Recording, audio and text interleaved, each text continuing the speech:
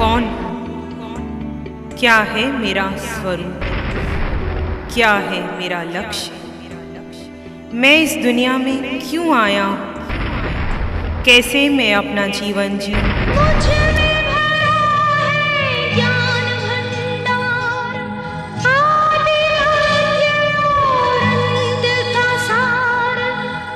शिवाचार्य श्री जी द्वारा प्रतिपादित आत्म ध्यान शिविरों में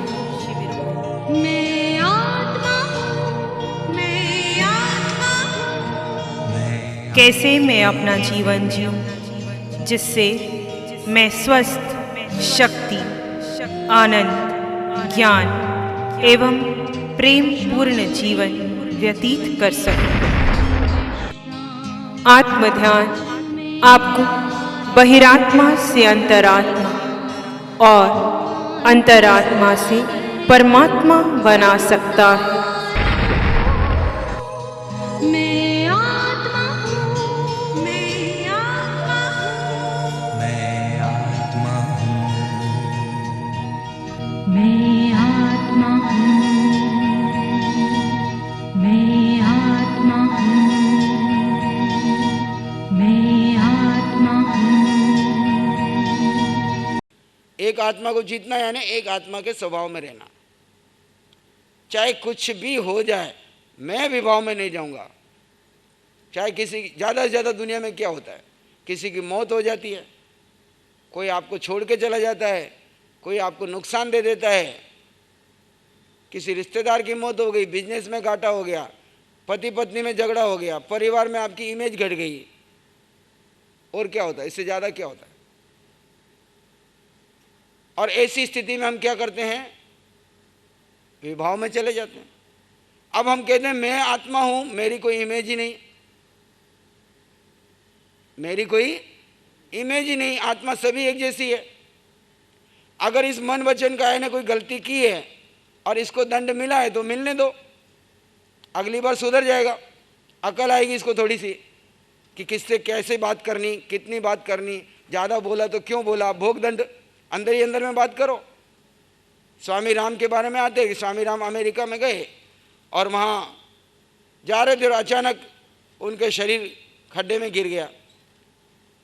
तो वहाँ पे बात करते हैं, देख शरीर, मैंने तेरे को पहले कहा था ध्यान से चल, अब गिरा ना खड्डे में, अब टांग टूटी, भोग अब इसको। खुद ही खुद से बात कर रहे हैं, अब भोग, तेने गलती करी ना, अब तू ही भोग। अगर तू ध्यान रखता तो तुझे ये पीड़ा भोगनी नहीं पड़ती। इसमें मैं आत्मा अपने स्वभाव में हूँ, आनंद में हूँ, शांति में हूँ, क्योंकि आत्मा तो दृष्टा है, आत्मा कुछ करती नहीं, भोगती नहीं। ऐसे आप अपने आप से बात करना शुरू करोगे। अब आपको दो पार्टनर मिल गए, आपको बात करने वाला चाहिए ना हमेशा। घर वाले के आगे हाथ पसारने, यदि मेरे को टाइम दो, मेरे से बात करो, कोई मुझे अटेंड करे। हम इतने समृद्ध संपन्न किसी के आगे भीख क्यों मांगे? वो लोग टाइम लेने के लिए हमारे पास आतुर रहना चाहिए कि भाई आप मुझे 5 मिनट दो, आपसे कुछ बात करनी है। तो उस समय में पूरी सजगता के साथ, जागरूकता के साथ आत्मा में स्थित होकर के उनसे बात करें और उनमें भी आत्मा के दर्शन करें कि एक शुद्धात्मा भगवान हमारे साथ आए हैं, कोई फाइल बाकी है, हम यहाँ पे बैठ के उसको समभाव से निपटा रहे हैं। उत्तेजना आने लगेगी तो उसी समय होश में आ जाना है कि भाई आपको विभाव में नहीं जाना है, चाहे कुछ भी हो। ज़्यादा से ज़्यादा क्या होगा, 4-10-20 डांट पड़ जाएगी तो खा लो डांट, गलती की तो भोगो, नहीं गलती की तो पुरानी डांट है उसको चुकाओ। अगर अभी की गलती नहीं है और बिना गलती, मैं अक्सर शिविर में लोगों को बोलता हूँ, आपकी कोई गलती नहीं है और अचानक घर में ऐसा माहौल मिल गया, बन गया कि किसी ने किया और सब आपके सिर के ऊपर फूट गया, सारे आरोप आपके ऊपर रख गए। अंदर से आप जान रहे हो कि मेरी कोई गलती नहीं है और आप साधक हो, तो क्या करोगे? क्या करोगे?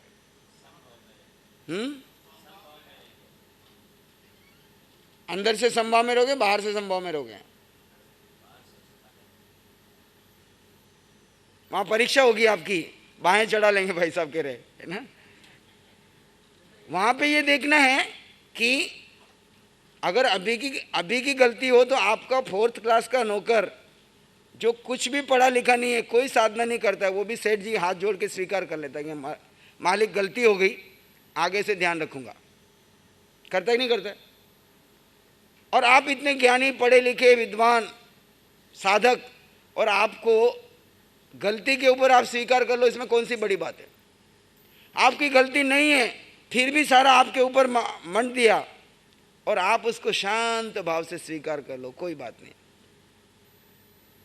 इन लोगों को मेरी बात समझ में नहीं आई होगी, और मेरी कोई पुरानी फाइल आई है, अब मैंने इसको शांत भाव से स्वीकार कर लेना। अभी नहीं तो दोपहर शाम तक इनको जब समझ में आ जाएगी तो ठीक है, नहीं आई तो मेरी फाइल खत्म हो गई, बात खत्म। अपन उपवास किस लिए कर रहे हैं? पुरानी फाइल खत्म करने के लिए कर रहे हैं कि नई फाइल के लिए बन रहे हैं? भूखे रहते 10-10 दिन तक, 15-15 दिन तक, महीना तक, किस लिए रह रहे? तो अब मुझे खाते पीते फाइल खत्म करने का अवसर मिल रहा है। कहते हैं 6 महीने का उपवास करो और एक गाली को सहन करो, बराबर फल मिलता है। कितना? एक गाली को सहन करो मतलब आप विभाव में नहीं गए, आप स्वभाव में रहे, तो आपने निर्जरा कर दी। 6 महीने उपवास करके आप अकड़ के चले कि मैं तपस्वी, मेरे जैसा कोई तपस्वी नहीं, तो आपने निर्जरा नहीं की, पुण्य का उपार्जन किया कि आप भूखे रह रहे हो तो कुछ तो फल मिलेगा, अकाम निर्जरा हो रही है। लेकिन आपको चारों तरफ से विरोध हो रहा है और आप शांत अपने स्वभाव में रह करके उसको सहन कर रहे हैं और मस्त हैं, अंदर से जरा भी विभाव में नहीं जाते हैं, तो आपकी निर्जरा हो रही है। और ऐसे अवसर दिन में कितने आते हैं आपके घर में, है ना? और ऐसे समय में आपको देखो, ये मेरे निर्जरा का अवसर है, किसी को बोलना नहीं है कि मेरे निर्जरा का अवसर है। यही गड़बड़ करते हैं हम, तुरंत बड़बड़ करके सब बता देते हैं। कुछ चीज़ें गुप्त रखने की है, कुछ चीज़ें बताने की है। ये साधना गुप्त साधना है। उपवास का सबको मालूम पड़ जाता है कि ये तपस्वी है, लेकिन ये एक ऐसी साधना है भेद विज्ञान की जो आपका इसका पारना कभी नहीं होता। 24 घंटे गुप्त रूप से करते रहो। अंदर में आत्मा का अनुभव है, घटना घटी तो भेद विज्ञान का प्रयोग किया और अपने स्वभाव में बने रहे। सामने वाले में भी आत्मा के दर्शन किए, अपने में भी आत्मा के दर्शन किए, और किसी को कुछ कहा नहीं। ठीक है, एक्सेप्ट दिस। कुछ ही दिनों में सबको समझ में आने लग जाएगा और आपके सब रिएक्शंस कम हो जाएंगे, आसपास का वातावरण सुधर जाएगा, आपकी ज़िंदगी में एक नया तेज प्रकट होगा। तो ये एगो में 700 अपा, एक एगे जिए जिया पंच, पंच जिए जिया 10, 10 आओ जीणिताणम सब सतु जीणम।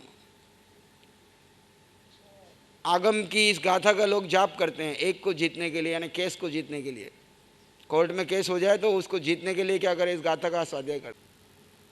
20, 22, 25 साल के हैं, उसके लिए 6 घंटे बहुत है। 50 के ऊपर चले गए हैं तो उनके लिए 3, 3.5 घंटे नींद बहुत है। 6 घंटे शरीर को विश्राम देना है शवासन में, लेकिन निद्रा जो है 3, 3.5 घंटे बहुत है। इसलिए भगवान ने साधु की दिनचर्या में नींद कितने घंटे की रखी है? 1 पहर, यानी 8 पहर का दिन रात है। 2 पहर स्वाध्याय दिन में, 1 पहर गोचरी पानी और 1 पहर ध्यान का। रात्रि में 2 पहर स्वाध्याय, 1 पहर ध्यान और 1 पहर विश्राम। ये आइडियल है। अभी इतना नहीं कर पा रहे हो तो धीरे धीरे उस स्थिति तक जाने के लिए आपका पुरुषार्थ रहे। अगर एक एक पहर एक सिटिंग में आप ध्यान में करने लग गए तो फिर आपका बाकी टाइम जो स्वाध्याय है ना, वो अपने आप चलेगा, करना नहीं पड़ेगा। स्वाध्याय का मतलब क्या है? स्व का अध्ययन करना। उसके लिए पुस्तकें तो अभी बाद में आई, भगवान के 1000 साल बाद। पहले क्या था? स्व का अध्ययन, स्व का चिंतन, मनन, हर क्रिया करते समय आत्मा का भान बना रहता था। तो जो भी स्वाध्याय करो वो भी आत्मा को पोषण करने वाला हो। ऐसा नहीं कुछ भी पढ़ा उसको पढ़ करके मन को संतुष्ट कर लिया। देखो इसमें मुझे आत्मा का पोषण मिल रहा है कि नहीं मिल रहा है, मेरे आत्मा की पुष्टि हो रही कि नहीं हो रही है। बाकी तो हजारों लाखों किताबें रोज छप रही है। एक संत मिले मुझे, बहुत मस्त फक्कड़ संत थे। जलंधर में हम चातुर्मास कर रहे थे, आचार्य जी को मिलने आए।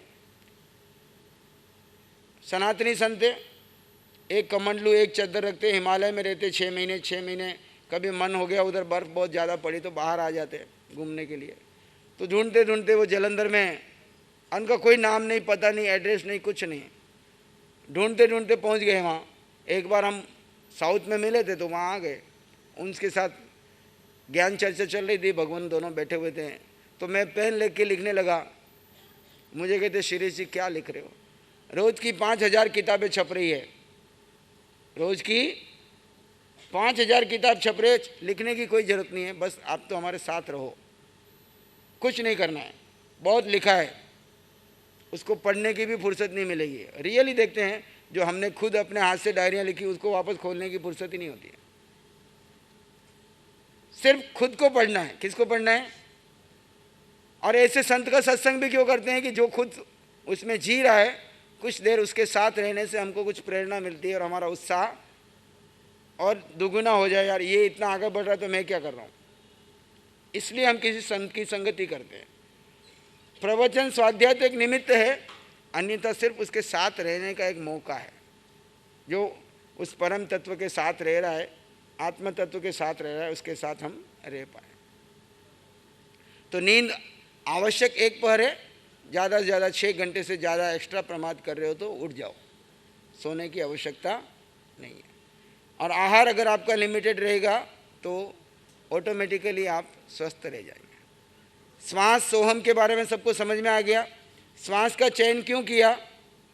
कि श्वास आपके शरीर और आत्मा को जोड़ने वाली है। किसको जोड़ने वाली है? श्वास छूटी तो शरीर अलग, आत्मा अलग। उसके बाद सोहम का आलम्बन क्यों लिया?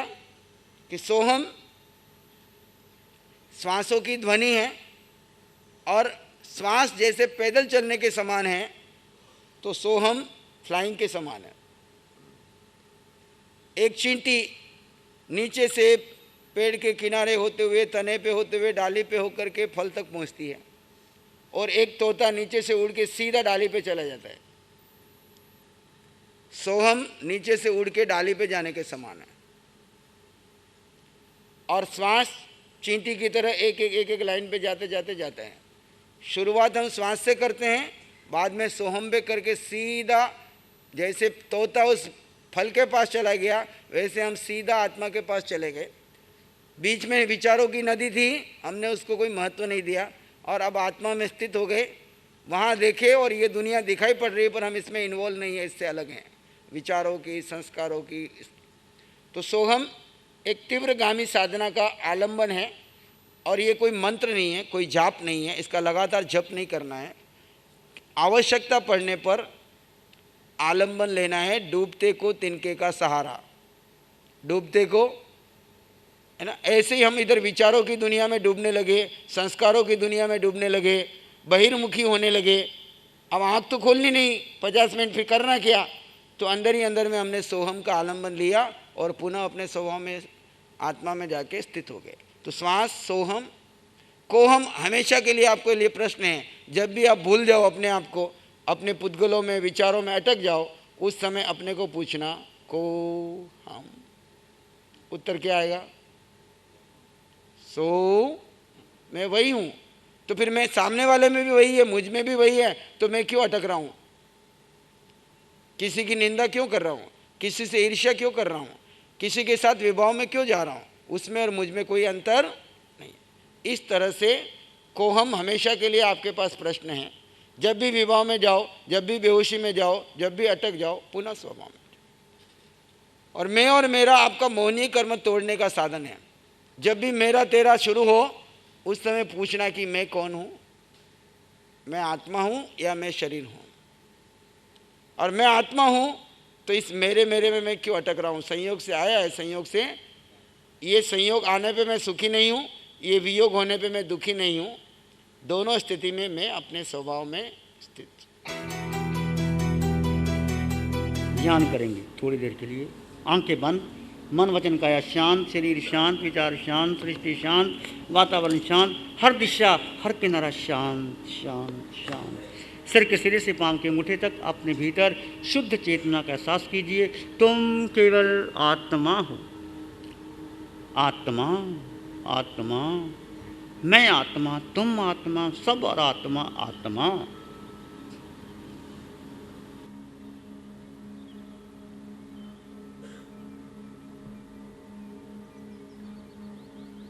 हर श्वास में आत्मरमन, आत्मचिंतन।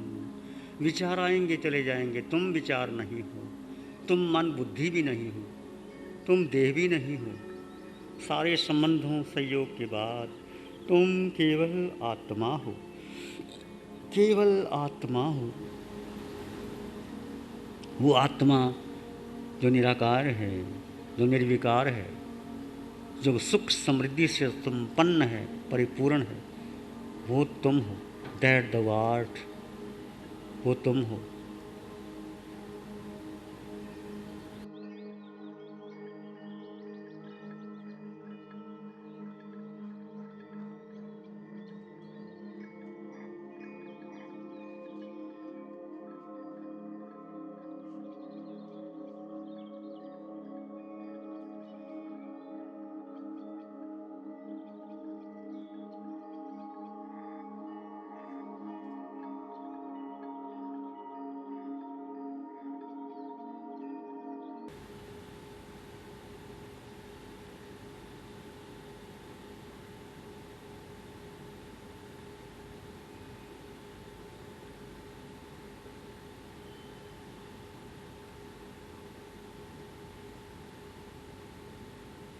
इसी में एक लंबा गहरा श्वास लें।